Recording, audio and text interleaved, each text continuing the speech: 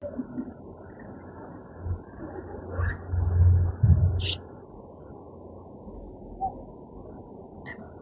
kitabnya. Semua udah bawa kitab kan?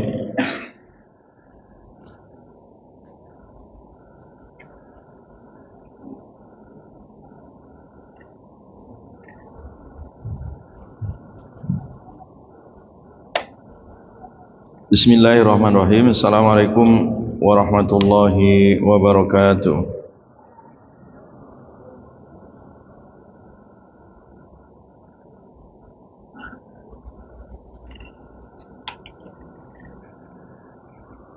Bismillah, alhamdulillah, wassalatu wassalamu ala rasulillah Muhammad ibn Abdillah wa ala alihi wa ashabihi wa man sara ala nahjihi ila yaumil qiyamah. Wala hawla wala quwwata illa billah. Allahumma anfa'na bima 'allamtana wa 'allimna ma yanfa'una wa zidna ilma. Amma ba'd.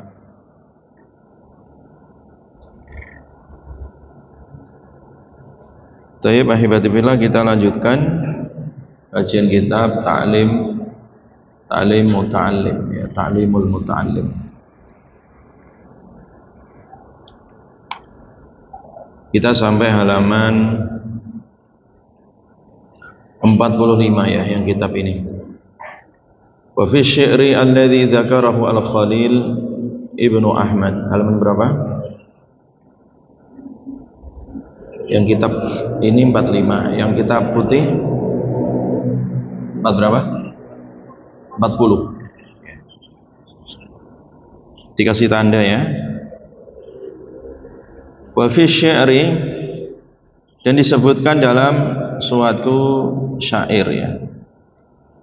Alladzi, yang dzakara, telah menyebutkan syair tersebut, yaitu Al-Khalil Ibnu Ahmad, Imam Khalil bin Ahmad. Fawaid, keutamaan atau faedah-faedah katsiratun, yang banyak. Qila, dikatakan al-ilmu, ilmu itu min syartihi, termasuk syaratnya. Al-ilmu, ilmu itu min syartihi, dari syaratnya.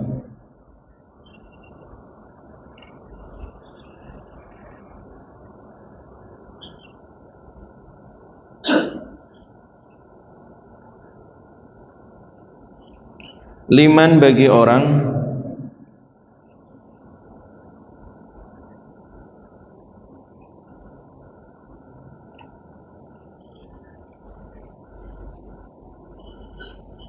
khadamahu, liman bagi orang khadama, yang berkhidmat kepadanya. An yaj'ala, bahwa ia menjadikan an-nasa, manusia, kullahum,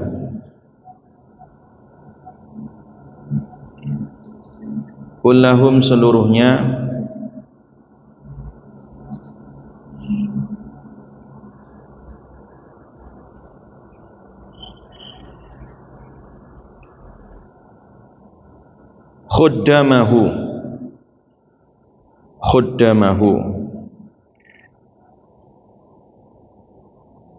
khuddamahu, sebagai orang-orang yang mengabdikan pada dirinya ya, pada ilmu ya.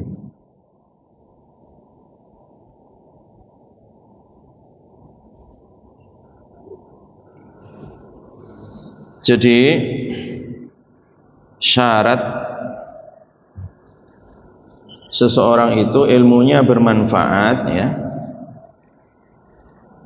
dia harus berkhidmat ya, mengabdi ya. Jadi syarat ilmu bermanfaat itu harus mengabdi ya, khidmat ya, terhadap ilmu, dan juga khidmat kepada manusia ya, artinya menjadi pelayan manusia. Jadi ilmu itu kita diberikan oleh Allah paham suatu ilmu, itu sebenarnya kita diperintahkan untuk berkhidmat ya, melayani ilmu dan masyarakatnya, atau bahasa kampusnya namanya pengabdian masyarakat. Itu adalah bagian yang tak terpisahkan dari apa? Ilmu ya. Jadi kalau ilmu itu hanya duduk di perpustakaan atau duduk di rak-rak buku ya,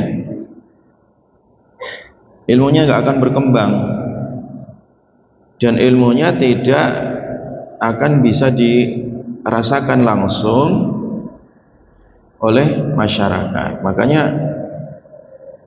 kenapa ilmu itu harus ada khidmat ya, ada pengabdian.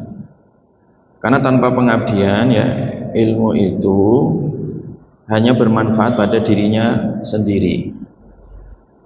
Padahal ilmu itu bukan untuk diri sendiri ya. Ilmu itu untuk disebarkan ya. Makanya dalam hadis kalau orang menyembunyikan ilmu, lujima bilijamin minan nar ya, nanti diborgol ya, dikerangkeng, dirantai ya dari api neraka ya. Karena dia digolongkan sebagai pengkhianat ilmu ya. Tahu kebenaran disimpan sendiri, nggak pernah disebarkan ya. Tahu ilmu kebaikan dipakai sendiri, nggak pernah disebarkan. Makanya teori khidmat itu tak terpisah dari ilmu itu sendiri ya. Karena dengan khidmat, mengabdi itu dalam rangka menyebarkan rahmat ya, menyebarkan manfaat ilmu. Khairukum anfa'ukum linnas ya, sebaik-baiknya kalian adalah yang paling banyak memberi manfaat bagi apa? Manusia ya. Jelas ya kenapa di pesantren-pesantren ya itu wajib khidmat santri ya. Dari dulu entah pesantren tradisional atau pesantren modern kayak Gontor itu wajib ngabdi santri ya. Bahkan ada memberikan waktu minimal 1 tahun ya, ngabdi ya, ngajar. Setelah lulus dia harus ngajar. Demikian juga di perguruan tinggi ada kewajiban khidmat ya, pengabdian masyarakat ya. Ada KKN ya kan, ada praktek ngajar ya kan, dan begitu seterusnya. Kenapa itu diterapkan di dalam dunia ilmu? Karena konsep khidmat ini itu dalam rangka untuk mematangkan ilmu ya. Jadi kalau kalian punya pengetahuan nggak pernah di lapangan, itu nggak akan pernah mateng ya ilmunya ya kan. Contoh sederhana, orang belajar, misalkan dia belajar nyetir mobil ya. Siapa yang bisa nyetir mobil? Nggak ada. Misalkan ada yang belajar ya, dia diajari teori, cara nyetir, ini cara maju mundur, ini belok kanan belok kiri ya. Ini ngepaskan roda kanan roda kiri supaya nggak jungkir ya. Itu ada teorinya semua. Ini teori cara parkir ya. Sudah tahu dia teorinya, tapi dia belum pernah terjun ke jalan tol, belum pernah terjun ke gang-gang sempit, belum pernah terjun kalau pas lagi hujan gitu kan, dan begitu seterusnya. Kalau dia tidak pernah mempraktekkan itu nggak akan pernah matang ya. Jelas ya, harus dimatangkan. Dulu Ustadz belajar nyetir mobil ya di depan kampus UIK itu ya, itu 3 hari saja teorinya, diajari 3 hari bisa teorinya ya. Tapi untuk mematangkan itu butuh waktu 3 tahun ya, setahun, 2 tahun, 3 tahun ya. Harus punya pengalaman. Pertama nyetir mobil, spionnya nabrak tiang listrik ya, lecet. Kedua mau parkir, nabrak pagar orang ya. Jadi untuk mematangkan itu harus perjuangan tadi. Oh ini kok tergelincir rodanya, ini ke sana ke sini dan begitu seterusnya. Jadi itu pentingnya praktek. Pentingnya apa? Praktek sama kayak kalian belajar komputer juga sama. Ya, teori-teori tentang komputer ya.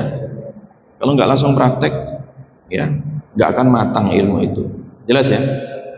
Makanya seorang ilmuwan itu tidak boleh duduk manis di perpustakaan, ya. Tidak boleh sekedar duduk tok, nggak pernah dakwah, ya. Nggak pernah tahu lingkungan, ya, nggak pernah terjun di masyarakat, ya. Ilmunya tidak akan pernah matang, ya.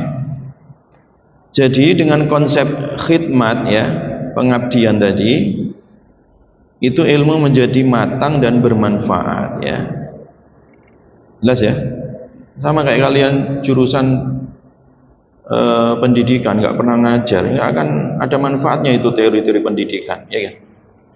Sama kalian yang kuliah di jurusan dakwah KPI, ya, nggak pernah terjun, nggak pernah naik mimbar, nggak pernah terjun ke masyarakat, ya, membimbing atau membuka majelis taklim atau dakwah ke pedalaman, itu ilmu nggak akan berkembang kalau tidak terjun, ya. Makanya ilmu kalau nggak diamalkan hilang, ya. Tapi kalau ilmu semakin diamalkan dengan khidmat tadi semakin berkembang. Makanya kalau kalian, ya, disuruh khidmat itu jangan dijadikan beban itu. Justru itu harus terima kasih kalian kepada lembaga, ya, kepada kampus, kepada pesantren yang menugaskan kalian untuk program pengabdian masyarakat. Itu kesempatan emas, ya, dalam rangka untuk mengembangkan apa? Keilmuan. Jelas ya? Jadi Imam Az-Zarnuji di sini menyebut, ya, santri atau kaum terpelajar itu disebut khadimul ilmi, ya, orang yang menjadi pelayan ilmu, ya. Khidmat terhadap ilmu tujuannya untuk mengajar, mendakwai, membimbing masyarakat, ya, supaya mereka keluar dari kegelapan menuju jalan cahaya, ya. Wayam bagi dan hendaklah li talibil ilmi, bagi para pencari ilmu, an yakuna, bahwasanya ia muta'ammilan banyak berfikir, ya, banyak bertadabbur, ya.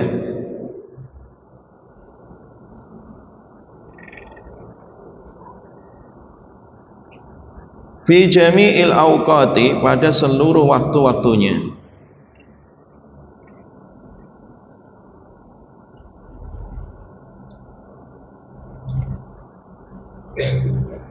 Fi daqaiqil ulumi, dalam urusan daqaiq, ya. Daqaiq itu perkara-perkara yang rumit, ya, perkara-perkara yang lembut, ya, al-ulum, dari ilmu-ilmu, ya. Wa ya'tada, dan membiasakan zalika, hal itu. Jadi santri itu atau mahasiswa itu harus berpikir keras, ya. Berpikir keras, ya, dan terbiasa membahas masalah-masalah yang rumit, gitu, supaya nanti ke depan ketika menghadapi masalah-masalah besar itu jadi ringan, ya. Jadi kesatria itu begitu, ya. Jadi tidak malas berpikir. Nah, generasi sekarang ini, ya, generasi Gen Z itu salah satu penyakitnya itu adalah segala sesuatu nggak mau berpikir, maunya instan, ya. Karena memang kebanyakan makan mie instan itu, ya, kepengen cepat saji, ya, nggak mau tahu proses, taunya kepengen hasil terus dan cepat, ya kan? Nah, itu merusak, itu budaya itu merusak. Dibiasakan, ya, santri atau mahasiswa itu terbiasa menghadapi masalah-masalah rumit gitu. Nanti kalau sudah terbiasa menghadapi masalah-masalah sulit, itu hidupnya justru jadi mudah ya. Mudah ya. Karena terbiasa sulit ya. Ya. Beda kalau orang itu terbiasa enak ya, rebahan ya, malas gerak ya. Ya, generasi-generasi zaman sekarang itu maunya cepat instan ya, nggak mau proses ya. Ya. Maunya cepat instan, tidak mau apa? Berjuang ya. Lemah ya. Generasi yang lemah. Nah, generasi yang kuat itu apa?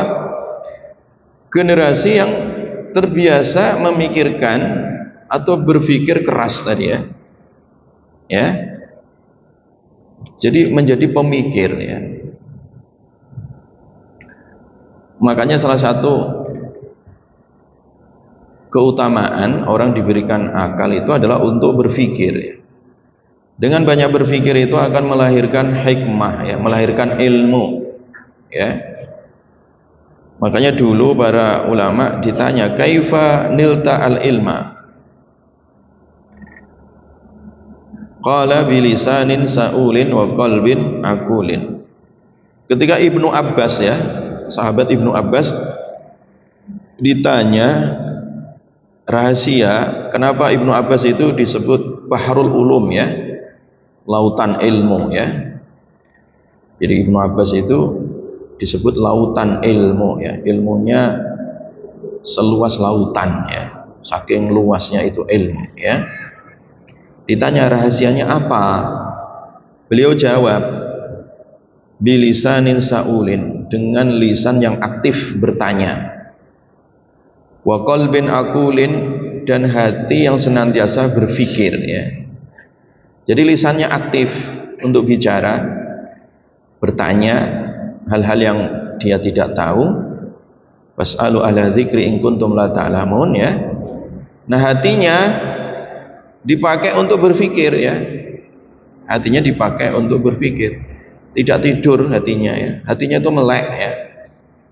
Untuk melihat keadaan ya. Hatinya tidak ngantuk ya, hatinya tidak ngantuk, matanya juga nggak ngantuk ya. Senantiasa aktif itu. Kalau orang aktif itu kan produktif ya, gitu. Kalau orang produktif kan punya karya ya. Kalau dia punya karya kan nanti bermanfaat, panjang umurnya ya, walaupun mati karyanya masih hidup. Nah, itu kebiasaan dari dia dengan berpikir ya. Jelas ya? Taib. Jadi berpikir ini merupakan sarana ya untuk ya mendapati ilmu ya, mendapati ilmu. Jadi gunakan waktu ya untuk berpikir tentang masalah-masalah ya, dan biasakan hidup itu sulit ya, rumit ya, dan biasakan siap menghadapinya. Jadi artinya manusia yang siap menghadapi tantangan. Kalau dia sudah biasa menghadapi tantangan-tantangan besar, sulit, rumit, itu nanti hidupnya biasa gitu. Hidupnya biasa ya. Jadi dia tidak mudah capek, tidak mudah lemah gitu ya. Dia udah biasa lari kok, sehari lari 100 kilo ya. Kalau hanya untuk disuruh naik gunung ya, untuk renang, untuk apa ya biasa, udah terbiasa lari atau jalan setiap hari 10 kilo atau 100 kilo. Disuruh jalan cuma 100 meter ya biasa aja, dia sudah biasa apa jalan jauh ya. Ya, tapi bedakan kalau orang itu biasa enak ya, kemana-mana naik mobil ya, kemana-mana diantar, itu nanti disuruh jalan kaki itu baru 5 meter itu udah capek gitu ya, karena dibiasakan enak tadi. Beda kalau orang itu biasa tidak enak ya, bagian tidak enak ya, biasa dia menghadapi hal-hal yang rumit ya, itu hidupnya mandiri gitu, hidupnya apa siap menghadapi tantangan ya, masa depan itu. Nah, generasi ya kuat itu adalah generasi yang siap menghadapi tantangan gitu ya. Jadi mau hidup dimanapun, keadaan bagaimanapun, ya dia udah siap gitu. Nah sekarang ini masalah ya, pendidikan kita ini ya tidak mendewasakan, itu masalahnya ya. Udah kuliah masih kayak anak-anak gitu. Itu artinya nggak mendewasakan kalau masih seperti itu. Nggak siap menghadapi tantangan itu. Apalagi generasi sekarang ini semua dengan aplikasi ya atau teknologi ya. Orang bisa melakukan semua duplikat ya. Sehingga jadi males orang itu ya, nggak mengenal proses ya. Maunya hasil gitu. Padahal generasi terbaik itu adalah yang menikmati proses tadi ya. Proses perjuangan ya. Orang kuliah sampai 8 semester tahu perjuangan. Semester 1 pernah sakit. Semester 2 pernah nggak punya duit, ditinggal mati orang tuanya. Semester 3 berjuang, ditugaskan ini ya, tidak selesai-selesai tugasnya ya, karena menghadapi kesulitan. Semester 4 ya, kemudian ketemu lagi ya, masalah-masalah ya, keluarga, masalah sosial, masalah lingkungan. Semester berikutnya terus hidup itu nggak selesai dengan masalah, emang selalu ada masalah ya. Laqad khalaqnal insana fi kabad. Manusia itu kami ciptakan dalam keadaan susah payah ya.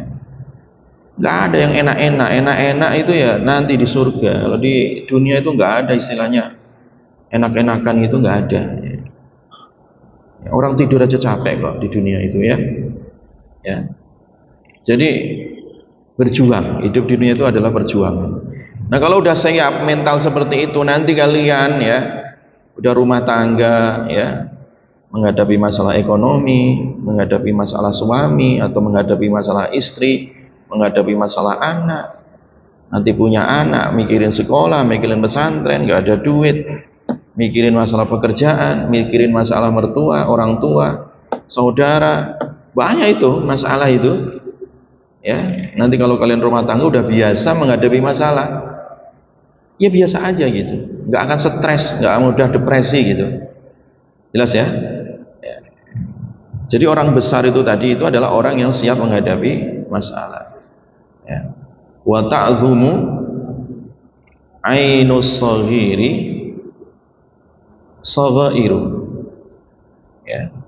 Wa ta'zumu, dan menganggap besar, ainus saghiri, di mata orang yang kerdil ya, saghairu, sesuatu yang kecil gitu. Jadi orang kerdil itu, kata Al-Mutanabbi ya, kata Imam Al-Mutanabbi, orang kerdil itu artinya orang yang menghadapi masalah yang kecil dia tidak sanggup gitu, nyerah itu, stres itu ya.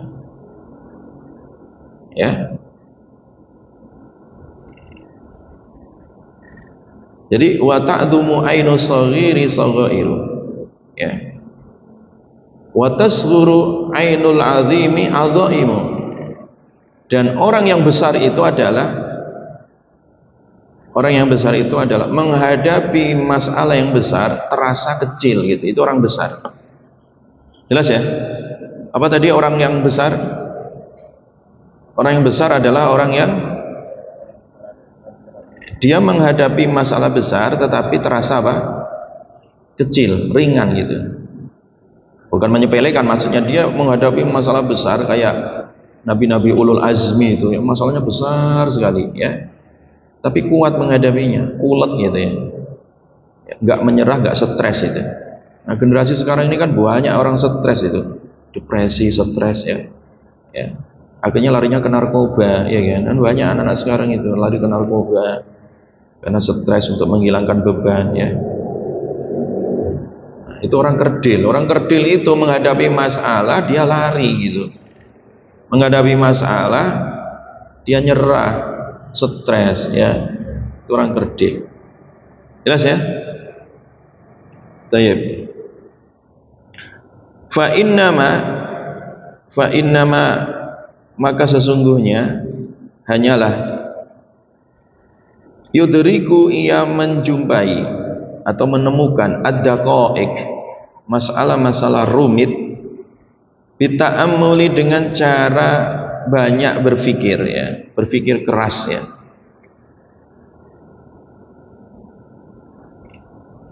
Jadi masalah itu bisa diurai dengan logika, ya. Masalah itu bisa diurai dengan kita berpikir. Dengan berpikir itu menemukan gagasan. Berpikir gitu kalian itu. Ini mahasiswa udah banyak 8.000, 10.000, tapi masjidnya kok masih ukuran 10 kali 10, nggak muat, ya kan? Gimana caranya? Bangun masjid baru. Nah, bangun masjid baru kalau 5 lantai kayak begini butuh duit, ya kan? Butuh dana. Gimana caranya? Cari dananya, ya. Bagaimana caranya mencari dana? Ya, banyak cara, gitu kan? Apakah dengan cara fundraising, ya, atau dengan cara kita kerjasama, ya, atau dengan cara kita masing-masing mengeluarkan 10%, 30% harta kita, misalkan iuran dan begitu. Jadi berpikir untuk menyelesaikan, gitu ya, masalah itu, dan begitu seterusnya, ya, begitu seterusnya. Jadi masalah itu bisa diurai dengan cara apa tadi? Berpikir, ya. Dengan berpikir seseorang bisa menumpungkan masalah-masalah yang rumit, ya, masalah-masalah yang rumit, ya. Walihada, oleh karena ini qila, dikatakan ta'ammal, ya, ta'ammal, berpikirlah, tudrik, kamu akan menemukan, ya. Berpikirlah maka kamu menemukan gagasan, ya. Wala budda, dan tidak boleh tidak, artinya wajib, minat ta'ammuli, dari berpikir, qablal kalami, sebelum berbicara, hatta, sehingga yakuna, ada pembicaraan tadi itu sawaban, itu benar. Jadi sebelum bicara dipikir dulu, jangan asal asbun, asal bunyi, asal jeplak, ya. Jadi mulutnya asal terbuka, ya, jangan, ya. Bicara harus berdasarkan ilmu, dipikir dulu bicaranya, ini bicara ini nyakitin orang atau enggak, bicara ini manfaat atau tidak, itu berpikir dulu, ya.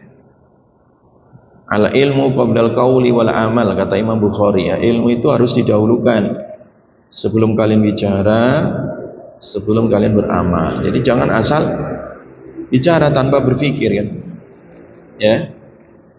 Nah, sekarang banyak masalah-masalah itu karena disebabkan oleh lisan yang enggak berpikir, ya. Lidah yang enggak bertulang, ya, yang tidak dikendalikan oleh alam pikiran. Lidah yang asal bunyi tadi, ya. Jadinya apa? Tersebar berita bohong, fitnah, ya, menyakiti orang, menzalimi orang, dan begitu seterusnya. Fa innal kalama, karena sesungguhnya bicara kasahmi, itu seperti anak panah, ya. Jadi bicara itu kayak panah, ya, yang dilepas dari busurnya, ya kan, yang kena orang, bisa jadi mati orang itu kena sebab bicara kalian, ya. Hanya sebab bicara orang berantem dengan istrinya, sebab bicara kadang anak bertikai dengan orang tuanya, ya, dengan sebab bicara orang terjadi fitnah, ya. Karena seperti anak panah itu, atau seperti tombak, ya, dilempar, ya. Nah, tombak itu, ya, kalau dia melemparnya pakai ilmu, tepat sasaran. Tapi kalau asal melempar, ya, panah atau tombak asal dilempar, ya salah sasaran akhirnya, ya kan? Bahaya, ya. Nah, yang dimaksud bicara tadi, lisan itu ada dua, lisan yang bicara dan lisan yang menulis, ya. Makanya hati-hati juga kalau kalian SMS, ngetik, ya. kirim pesan, kirim tulisan, ya itu juga lisan itu ya, lisan melalui pena itu ya, itu juga hati-hati ya. Fala buddha, maka tidak boleh tidak, artinya wajib, minta kuwimihi, dari meluruskannya, bita'amuli, dengan cara berfikir, qablal kalami, sebelum bicara, hatta yakuna musiban, sampai ia menjadi benar. Qala wa qala fi usulil fiqh, dan beliau berkata dalam satu usul fiqh ya, hadza, ini, aslun kabirun, aslun, asas ya, pondasi, kabirun, yang besar, wa huwa, yaitu, an yakuna, bahwasanya, kalamul faqihi, ucapan seorang fuqaha ya, ahli ilmu, ahli fikih, al-munadziru, yang sedang berdiskusi ya, berdebat ya, bita'amuli, itu dengan cara ya berfikir ya.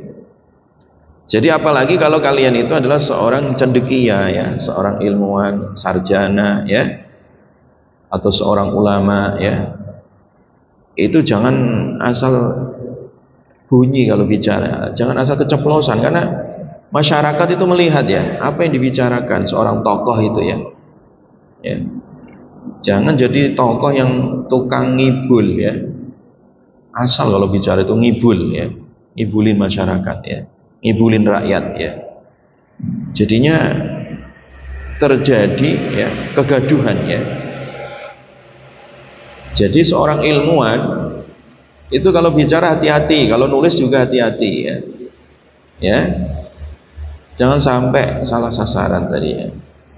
Gila dikatakan ra'sul akli, ra'sul akli, induknya akal ya, ra'sul akli, induknya akal, an yakuna, yaitu bahwa al-kalamu, ucapan.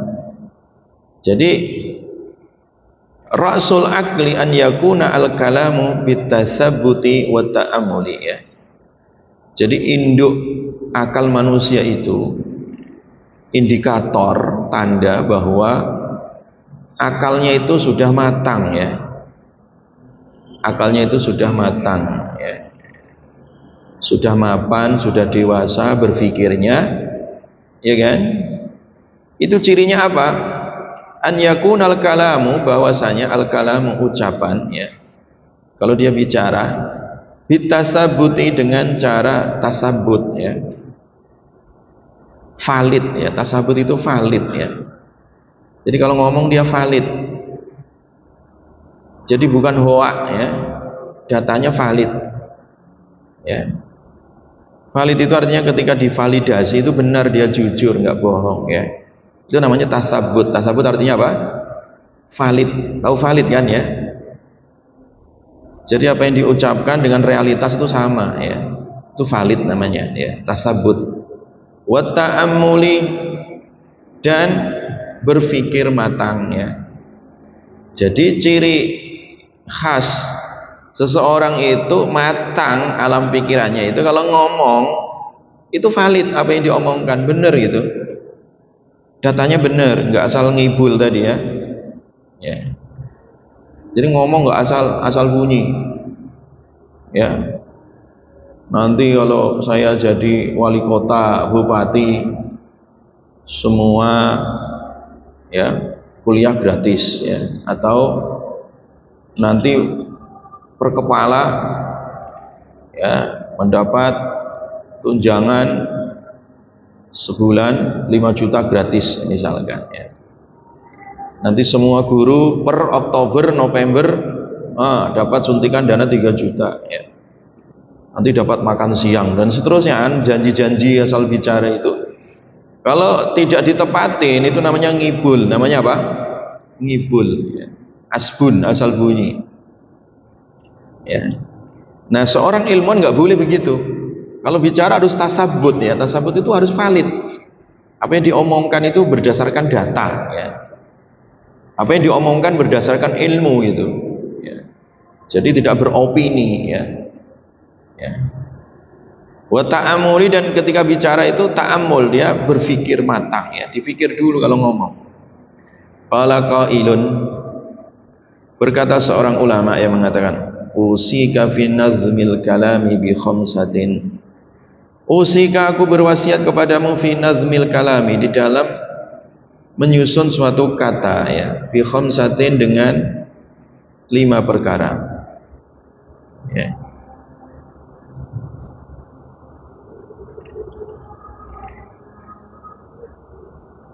Jadi aku wasiatkan kepadamu kalau bicara menyusun suatu kata itu dengan 5 perkara. In kunta, jika engkau, lil musi asy-syafiqi ya, lil musi asy-syafiqi muti'an, lil musi bagi orang yang berwasiat, asy-syafiqi, asy-syafiqi, asy-syafiq, yang penuh dengan kelembutan ya, muti'an itu ditaati. Jadi yang pertama, kalau kalian bicara, bicaralah yang lembut atau yang santun ya, jangan congkak ya. Iya, orang tuh nggak seneng dengan bicara kasar itu. Dan ini kalau kita praktekkan, jangankan masalah agama, masalah dunia itu dampaknya luas. Nah, ada satu analisa kenapa Danau Toba ya, Danau Toba itu sepi dari wisatawan karena orangnya kasar-kasar di sekitar situ, oi gitunya. Jadi orang-orang Batak itu ya, kalau dia tidak punya ilmu itu, kalau ngomong itu oi gitu kan sama orang, akhirnya orang nggak seneng gitu ya, kasar gitu. Makanya ada satu yang menganalisa kenapa di Danau Toba itu sepi. Salah satunya adalah masalah cara ketika bermuamalah dengan orang, pedagang dengan pelanggan. Kalau kasar itu nggak seneng orang ya. Paham tak? Makanya di sini aku wasiatkan ya kepadamu, kalau ngomong itu bahasa yang santun. Pak, Bu, monggo, punten, hatur nuhun, matur suwun, nyuwun sewu ya, permisi. Nah, itu gunakan bahasa-bahasa itu ya, mohon maaf ya. Paham tak? Itu bahasa santun itu penting ya, ketika kita bicara ya.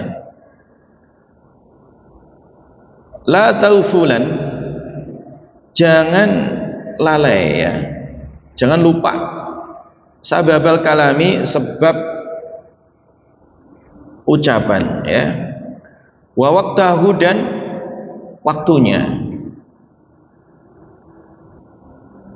Nah, berikutnya kalau bicara itu ya, kalau bicara itu jangan lupa ya, jangan lupa Anda bicara ini apa tujuannya, sebabnya apa ya. Jadi harus tahu kronologi ya, jangan asal bicara tadi, tahu kronologi bicaranya, jangan lupa itu. Jadi la taufulan, jangan sekali-kali lupa atau lalai, sababal kalami, sebab ucapan. Wa waqtahu, dan waktunya. Kalian juga harus tahu diri, menyampaikan sesuatu itu harus tahu situasi dan kondisi gitu. Ya. Tahu situasi dan kondisi. Ya, ketika bicara itu lihat sikon ya, situasi dan kondisi ya. Wa kaifa, dan bagaimana ya. Wa kaifa, dan bagaimana. Wal kamma, dan kadar kira ya. Jadi kira-kira kalau dikasih waktu bicara cuma 5 menit, jangan 10 menit, 15 menit. Ya. Jadi harus bicara yang pas ya. Jadi pas takarannya, waktunya, kemudian apa?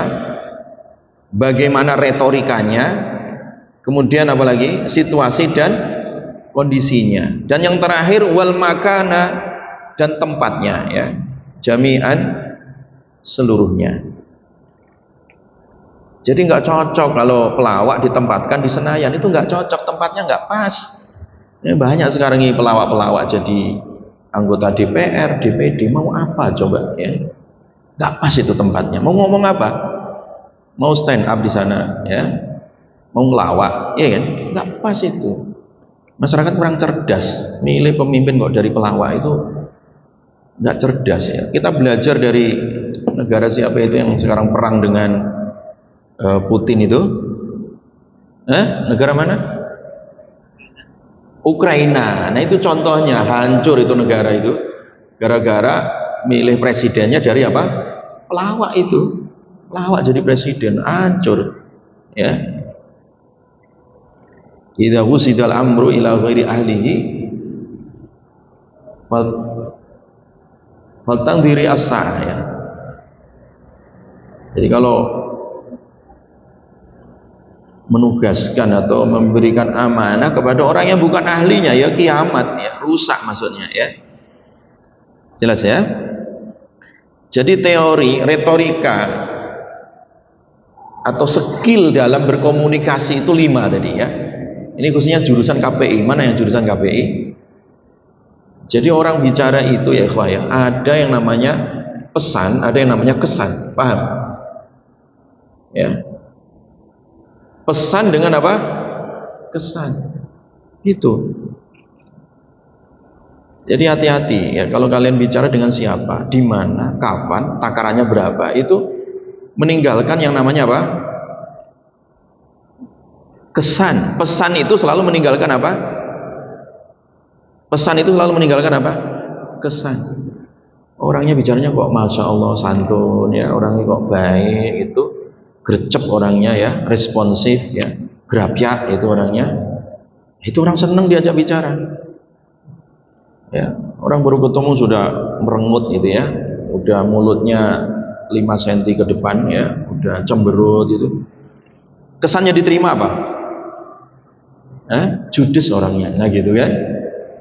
Nah, jadi manusia itu selalu menangkap yang namanya apa? Kesan-kesan dari orang lain gitu. Makanya inilah terkadang orang cocok nggak cocok itu karena kesan yang ditangkap oleh masing-masing individu. Maka oleh karena itu kesan dan pesan nggak bisa dipisahkan. Misalkan ya orang ngasih duit ya, 1 gepok itu ya, 1 miliar gitu. Tapi cara ngasihnya tuh dilempar, brak kena kepalanya, ambruk jatuh. Seneng nggak kira-kira itu? Nggak seneng. Ngasih duit bagus nggak? Bagus. Tapi kalau caranya itu dengan kasar, dilempar gitu ya, ya itu kesannya kayak apa itu? Nggak manusiawi itu. Ya, paham kan? Beda kalau orang ngasihnya, silakan Pak, monggo ya. Ada tamu di rumah, monggo dimakan, diminum, monggo silakan, monggo ya. Mangga ya. Silakan gitu. Ya. Beda kalau orang udah disediain minuman teh misalkan, cemberut, wae, kemudian diam, nggak dipersilakan. Orang juga akhirnya canggung kan. Inilah namanya pesan dan kesan. Kadang kesan itu nggak bicara. Ya. Kadang nggak bicara dengan sikap ya. Maka oleh karena itu supaya pesan dan kesan itu ya, menjadi sebuah kepribadian dan menjadi sebuah skill dalam berkomunikasi, 5 tadi syaratnya ya. Yang pertama tadi apa? Bahasa santun. Yang kedua apa? Motif kalian bicara apa? Yang ketiga apa? Waktu ya kalian bicara di mana? Ya. Jelas ya? Kemudian yang berikutnya apa? Wal kaifa, bagaimana, itu metode kalian bicara. Welcome dan takaran kalian bicara. Wal makan dan tempat kalian bicara. Jadi bicara itu harus melihat tempatnya di mana kalian bicara. Iya kan? Di mana, kapan kalian bicara? Iya kan? Takarannya ketika bicara itu, waktunya. Ya. Dan caranya bagaimana kalian bicara. Iya kan? Dan santunnya ini penting, santun syafiq ya. Syafiq itu santun maksudnya ya. Ya. Jadi kalau 5 perkara ini kalian pegang, Dimanapun kalian berada akan dihargai orang, ya. Dimanapun kalian berada akan dihargai orang, ya. Iya kan? Dengan 5 hal ini. Misalnya kalian dikasih orang, ya, kasih sesuatu. Nah, dikasih oleh-oleh. Walaupun oleh-oleh itu nggak ada harganya sebenarnya, harganya 5.000 ya. Misalkan gantungan kunci, ya. Dikasih apa? Oh, habis KKN dari Malaysia, dari Thailand, ya, pulang-pulang bawa kepala singa, atau dari Saudi pulang-pulang bawa kepala onta, ya. Apa namanya itu, gantungan kunci harganya 5.000. Dikasih temannya, aku bawa oleh-oleh. Nah, kata temannya, ah ini aja kok dibawa jauh-jauh. Nah, kesannya gimana coba kayak gitu? Menyakitkan nggak? Menyakitkan, udah dikasih ngomel lagi gitu, ya. Nah, yang bagus bagaimana? Dikasih, walaupun harganya 5.000 gantungan kunci. Bagus sekali ini nggak ada di Bogor. Masya Allah, katanya. Terima kasih ya, Masya Allah, terima kasih. Nah, saya malah belum pernah ke sana. Jadi akhirnya jadi akrab, bagus, betul nggak? Itu namanya apa? Skill dalam komunikasi. Ya, skill, butuh skill orang bermuamalah itu. Kalian nggak tinggal di hutan, ya kan? Jadi kita itu harus punya 5 skill tadi ketika bicara itu, supaya meninggalkan pesan yang baik, ya. Jelas ya? Wallahu a'lam bishawab. Subhanakallahumma bihamdika asyhadu an la ilaha illa anta astaghfiruka wa atubu ilaik. Assalamualaikum warahmatullahi wabarakatuh.